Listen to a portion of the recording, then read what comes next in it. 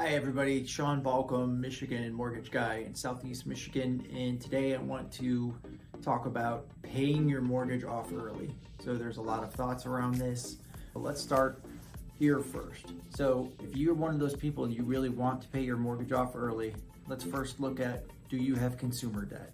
If you have consumer debt, you should almost certainly pay that off first. Reason being is the interest rate on it, especially credit cards right now, could be 20 to 25, even close to 30%.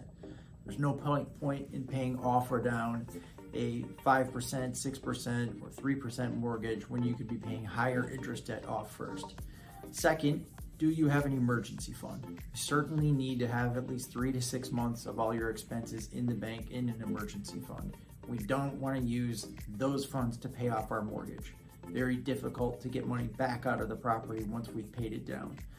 Third, are you contributing to your retirement accounts? You want to be contributing, say, 10 to 20% of your income into your retirement accounts, especially if you are getting a match from your employer. You want to be taking advantage of that.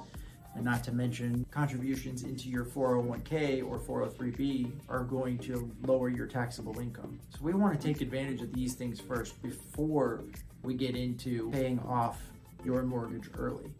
Some schools of thought are borrow as much as you can and keep as much debt as you can on your house so that you can reinvest that into the stock market. Now that's a different strategy. We're talking about paying off your mortgage early. So how do you do that?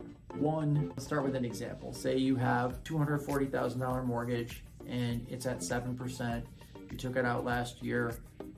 Let's look at how we would address that. First of all, whenever you can refinance, as long as you're going to be able to recover the closing costs from said refinance in probably a year to 18 months, as long as you're planning on staying in the house, you're going to want to do that every time you can.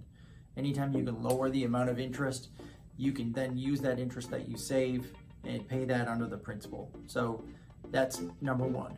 So number two, you got to pay extra. There's no magic here. You want to look at your budget. Can you cut down on going out to eat? Cut down on groceries?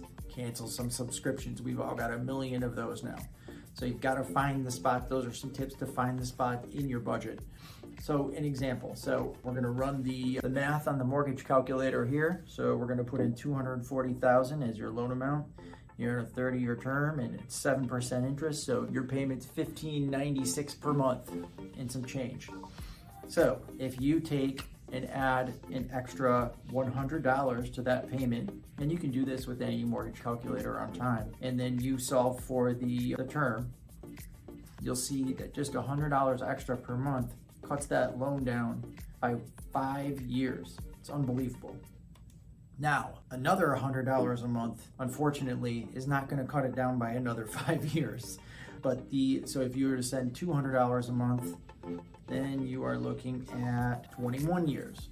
So this is good. If you want to pay it off in 15 years, now you'd have to pay $21.57 a month. That's quite a bit more.